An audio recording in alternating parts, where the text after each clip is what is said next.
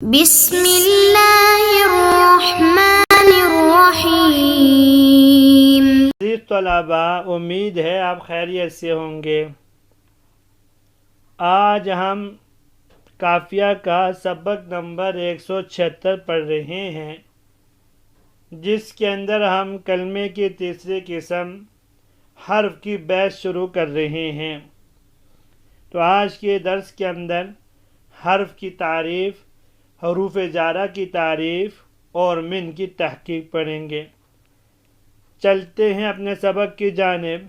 بسم اللہ الرحمن الرحیم۔ الحرف ما دل على معنى في غيره ومن ثم احتاج في جزئيته إلى اسم أو فعل۔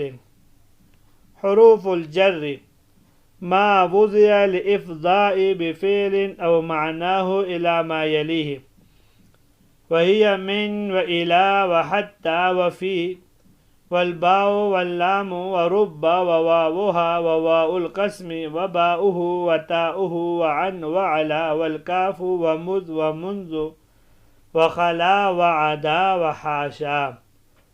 فمن للابتداء والتبيين والتبعيض وزائدة في غير الموجب خلافا للكوفيين والأخفش۔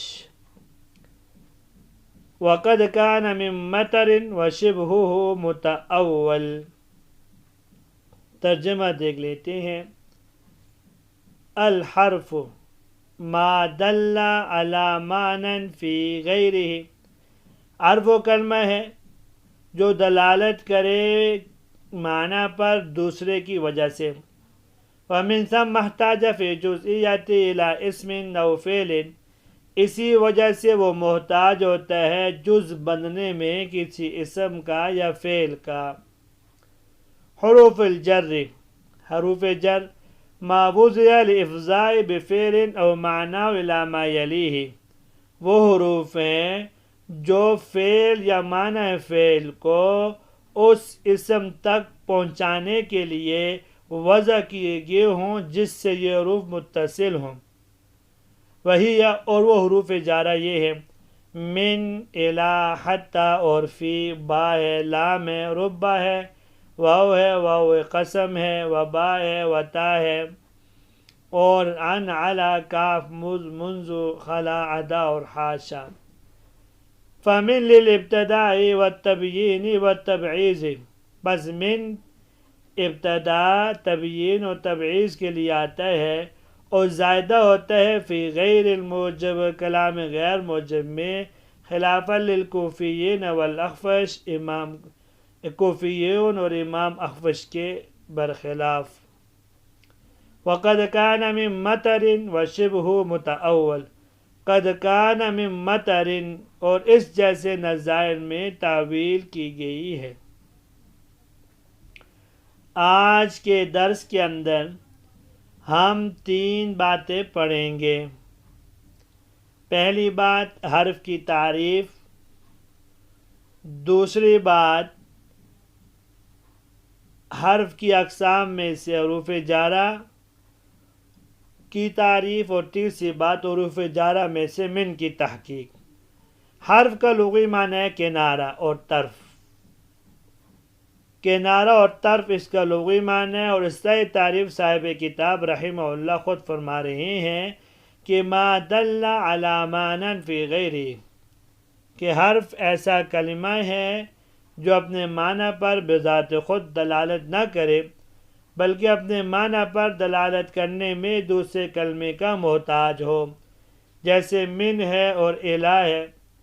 من کے معنی ہے ایسی ابتدا کے جو کسی دوسری چیز کے ساتھ مقید ہو، اور الی کے معنی انتہا ہے، ایسی انتہا کے ہیں جو دوسری چیز کے ساتھ مقید ہو، اور یہ اپنے ان معنی پر بذات خود دلالت نہیں کرتے بلکہ ان پر دلالت کرنے میں اس چیز کو ذکر کرنے کے محتاج ہوتے ہیں جس سے ابتدا ہو اور جس کی طرف انتہا ہو، جیسے سرت من البصرۃ الی الکوفہ، کہ چلنے کی ابتدا بصرہ سے ہے اور اس کی چلنے کی انتہا کوفہ تک ہے۔ تو چونکہ ہر محتاج ہوتا ہے اس لیے وہ کلام کا جز بننے میں کسی اسم یا فعل کا محتاج ہوتا ہے. کہیں اسم کے ساتھ مل کر کلام کا جز بنتا ہے اور کہیں فعل کے ساتھ مل کر کلام کا جز بنتا ہے. حرف خود بذات خود کلام کا مستقل جز نہیں بن سکتا، البتہ غیر مستقل بن سکتے ہیں. دل علی معنی، اس عبارت کا مطلب یہ ہے کہ اصل وضع کے اعتبار سے کلمہ اپنے معنی پر دلالت کرنے میں دوسرے کلمے کا محتاج ہو، بعد میں چل کر استعمال کے اعتبار سے اس کے اندر یہ بات نہ آئی ہو، تو وہ اسما جو لازم الاضافہ ہوں، یعنی وہ اسما جو ہمیشہ کسی دوسرے اسم کی طرف مضاف ہو کر استعمال ہوتے ہیں، جیسے فوق ہے، تحت ہے، بین ہے، اور اسماء اشارہ ہے، ضمائر غائبہ ہے اور اسماء موصولہ وغیرہ ہے، باوجود یہ کہ اپنے معنی پہ دلالت کرنے میں دوسرے کلمے کے محتاج ہوتے ہیں. مثلا اسم لازم الاضافہ مضاف الیہ کے، اسم اشارہ مشار الیہ کے وغیرہ کے، تو حرف کی تعریف میں یہ داخل نہیں ہوں گے، کیونکہ جب واضح نے ان کو وضع کیا تھا اس وقت یہ اپنے معنی پر دلالت کرنے میں دوسرے کلمے کے محتاج نہیں تھے، بعد میں چل کر استعمال کے اعتبار سے ان کے اندر یہ تبدیلی آئی ہے. حرف کی علامت یہ ہے کہ اس کے اندر اسم اور فعل کی علامتیں نہیں ہوتی، یعنی وہ اسم اور فعل کی علامات کو قبول نہیں کرتا. حروف کی 17 اقسام ہیں. نمبر 1 حروف جر ہے، حروف مشبہ بالفعل ہے، حروف عطف ہے، حروف تنبیہ ہے، حرف ندا ہے، حروف اعجاب ہے، حروف زیادت ہے، حرف تفسیر ہے، حروف مصادر ہیں، حروف تخصیص ہے، حرف توقع ہے، حروف استفہام ہے، حروف شرط ہے، حروف ردع ہے، تاء تانیث ساکنہ ہے، تنوین ہے اور نون تاکید ثقیلہ اور خفیفہ ہے. حروف الجر، یہاں سے صاحب کافیہ رحمہ اللہ حروف جر کی تعریف اور اس کے معنیوں کو بیان فرما رہے ہیں. فرمایا ما وضع الافضاء بفعل او معناه الى ما یلیہ، حروف جر وہ حروف ہے جو فعل یا شبہ فعل یا معنی فعل کا اپنے ما بعد اسم کے ساتھ تعلق قائم کرنے کے لیے وضع کیے گئے ہوں. فعل کی مثال جیسے مررت بزید میں زید کے پاس سے گزرا. شبہ فعل کی مثال انا مار بزید. معنی فعل کی مثال ھذا فی الدار ابوک یا اشیر الیہ فی الدار کے معنی میں. حروف جارہ 19 ہے جن کی مثال یہاں دے دی من الی حتی فی با لام ربا واو بمعنی ربا واو قسم بائے قسم تائے قسم عن علا کاف مز منذ خلا عدا اور خلا. فمن للابتداء، یہاں سے صاحب کافیہ رحمہ اللہ حروف جر میں سے من کے معنی بیان فرما رہے ہیں کہ من چند معنی کے لیے استعمال ہوتے ہیں. نمبر 1 ابتداء غایت کے لیے، یعنی یہ بتلانے کے لیے کہ مدخول من سے مسافت کی ابتدا ہو رہی ہے. اس کی علامت یہ ہے کہ اس کے مقابلے میں الا آتا ہے جو مسافت کی انتہا کو بتلاتے ہیں، جیسے صرف تم من البصرۃ الی الکوفہ، بصرہ سے کوفہ تک چلا. اس مثال میں من ابتداء غایت کے لیے، اس لیے کہ مدخول من بصرہ ہے، چلنے کی ابتدا بصرہ سے ہو رہی ہے. دوسرا معنی اس کا ہوتا ہے تبیین، یعنی یہ بتانے کے لیے آتا ہے کہ من کا مدخول کسی چیز کا بیان ہے. اس کی علامت یہ ہے کہ من کی جگہ الذی اسم موصول کو رکھ کر مدخول من کو ہوا یا ہیا مبتدا محذوف کی خبر بنانا درست ہو. جیسے اللہ تعالیٰ کا ارشاد ہے فاجتنبوا الرجس من الاوثان، بچو تم اس گندگی سے جو کہ بت ہے. اس مثال میں من تبیین کے لیے ہے، اور رجس یعنی گندگی میں اجمال اور ابہام تھا تو من کے مدخول الاوثان نے اس ابہام کو دور کر دیا. تو نیز یہاں یہ بھی درست ہے من کی جگہ الذی اسم موصول کو رکھ کر مدخول من الاوثان کو ہوا مبتدا محذوف کی خبر بنا دیا جائے اور یوں کہا جائے فاجتنبوا الرجس الذی هو الاوثان. تیسرا معنی فرمایا تبعیض کے لیے، یعنی یہ بتلانے کے لیے کوئی چیز مدخول من کا بعض ہے، کبھی وہ چیز مذکور ہوتی ہے جیسے اخذت شیئا من الدراہم کبھی وہ چیز مقدر یعنی پوشیدہ ہوتی ہے، جیسے اخذت من الدراہم، اس کی اصل ہے اخذت شیئا من الدراہم۔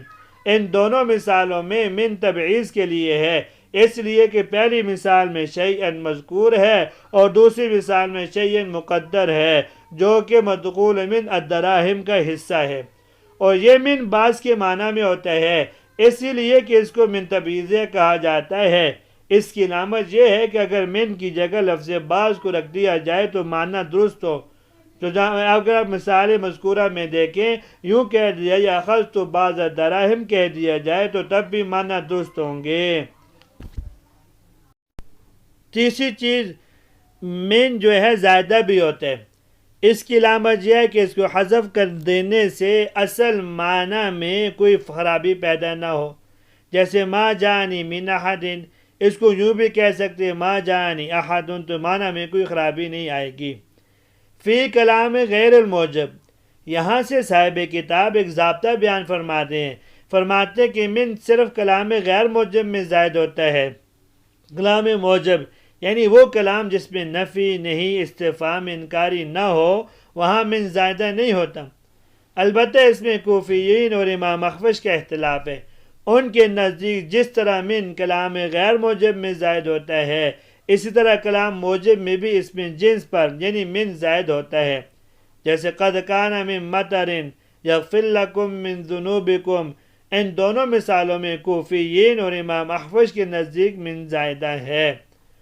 آگے فرمایا وقد کان من مطر، یہاں سے ایک اعتراض کا جواب دینا چاہتے ہیں۔ اعتراض یہ کہ آپ نے ابھی بیان کیا کہ کلام موجب میں من زائد نہیں ہوتا، حالانکہ ہم دیکھتے ہیں قد کان من مطر یغفر لکم من ذنوبکم کلام موجب ہے لیکن من زائدہ ہے۔ مصنف فرماتے ہیں قد کان من مطر، اور اس طرح کی وہ مثالیں جن میں بظاہر کلام موجب میں من کے زائد ہونے کا وہم ہوتا ہے، ان میں تعویل کی گئی ہے۔ تعویل یہ کی گئی کہ یہاں من زائد نہیں بلکہ تبعیض کے لیے ہے۔ قد کان من مطر کے معنی ہے قد کان بعض مطر، اور یغفر لکم من ذنوبکم کے معنی ہے یغفر لکم بعض ذنوبکم۔ اور اس تعویل کی صورت میں آیت کا دوسری آیت ان اللہ یغفر الذنوب جمیعا کے ساتھ کوئی تعارض نہیں ہوگا، اس لیے کہ پہلی آیت میں حضرت نوح علیہ السلام کی امت کو خطاب ہے اور دوسری آیت میں حضرت محمد مصطفیٰ صلی اللہ علیہ وسلم کی امت کو خطاب ہے، اور امت محمدیہ کے تمام گناہوں کو معاف کرنے سے حضرت نوح علیہ السلام کی امت کے تمام گناہوں کا معاف کرنا لازم نہیں آتا۔ حروف جارہ زائدہ کسی فعل یا شبہ فعل وغیرہ کے متعلق نہیں ہوتے، بلکہ ان کا مدخول ترکیب میں لفظاً مجرور اور محلاً مرفوع یا منصوب ہوتا ہے، یہ بات آپ یاد رکھیے۔ ان کے علاوہ بھی من کے اور بھی معنی آتے ہیں۔ کبھی من فی کے معنی میں ہوتا ہے، یعنی یہ بتلاتا ہے کہ میرا مدخول میرے ماقبل کے لیے ظرف ہے، جیسے کہ اذا نودی للصلاۃ من یوم الجمعہ ای فی یوم الجمعہ۔ دوسرا کبھی با کے معنی میں ہوتا ہے جو کہ الصاق کے لیے ہوتا ہے، جیسے ینظرون الیک من طرف حفی، یہاں طرف حفی بطرف حفی یعنی وہ آپ کی طرف پوشیدہ آنکھ سے دیکھتے ہیں۔ اور تیسرا کبھی یہ بمعنی بدل ہوتا ہے، ارضیتم بالحیات الدنیا من الآخرہ، کہ ارضیتم بالحیات الدنیا بدل الآخرہ، آخرت کے بدلے میں تم دنیا کی زندگی پہ راضی ہو۔ کبھی من بمعنی علا کی آتا ہے جو کہ استعلاء کے معنی دیتے ہیں، جیسا کہ وَنَصَرْنَاهُ مِنَ الْقَوْمِ ای علی القوم۔ کبھی من بمعنی قسم کے بھی آتا ہے، جیسے من ربی لأفعلن کذا، مجھے اپنے رب کی قسم میں ضرور فلاں کام کروں گا۔ اس مثال میں من بمعنی قسم کے ہے۔ تو یہاں تک آج کا سبق تھا، امید ہے کہ آپ کو سمجھ میں آ گیا ہوگا۔ اجازت دیجیے، کل حاضر ہوتے ہیں نئے سبق کے ساتھ۔ اللہ تبارک و تعالی ہم سب کی حامی و ناصر ہوں۔ السلام علیکم ورحمۃ اللہ وبرکاتہ۔